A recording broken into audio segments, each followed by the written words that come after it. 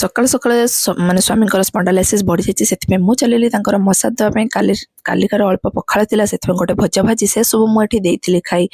ଡାବ ଗୋଟେ ପିଲି, ତା ଭିତରୁ ନାଳି ଯେମିତି ଥିଲା ତାକୁ ନ ଛାଡ଼ି ସେସବୁ ବି ଦେଇଥିଲି ଖାଇ। ସମସ୍ତଙ୍କ ପାଇଁ ମୁଁ ଏଠି ମ୍ୟାଗି ବନେଇ ଦେଇଥିଲି।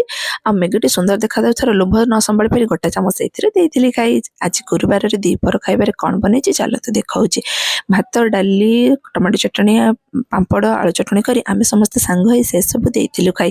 ଆମ ଫ୍ୟାନ୍ର ଆବାଜ ଏମିତି ଥିଲା ଯେମିତି ସାଇ ପଡ଼ିଶା ଲୋକଙ୍କୁ ନିନ୍ଦ ହେଉନଥିଲା। ସେଥିପାଇଁ ସ୍ୱାମୀଙ୍କୁ କହି ତାର ମରାମତିଟି କରାଯାଇଥିଲା। ଶୋଇ ଉଠିଲା ପରେ ଭୋକ ଲାଗିବାରୁ ଗୋଟେ ଚିପ୍ସକୁ ଏଠି ଖାଇଲି। ତାପରେ ରାତିର ଖାଇବାରେ ଆଳୁଦମ ଆଉ ଏଠି ରୁଟି ବନେଇ ଦେଇଥିଲି। ତାପରେ ଯେହେତୁ ସ୍ୱାମୀଙ୍କର ସ୍ପଣ୍ଡାଲାଇସିସ୍ଟି ବଢ଼ିଯାଇଛି, ସେ ବହୁତ ପେନ୍ କରୁଥିଲା, ସେଥିପାଇଁ ହାତରେ ଦେଲେ ତ ସେ ମସାଜ ଶୁଣିବ ନାହିଁ। ସେଥିପାଇଁ ଏଇ ମେସିନ୍ରେ ମୁଁ ତାଙ୍କର ସବୁବେଳେ ମସାଜ ଦେଇଦିଏ। ଏ ମେସିନ୍ରେ ମୁଁ ଚାଲିବି ତାଙ୍କର ମସାଜ ଦେବା ପାଇଁ। ଆପଣମାନେ କରିଦିଅନ୍ତୁ ସବସ୍କ୍ରାଇବ୍। ଜୟ ଜଗନ୍ନାଥ।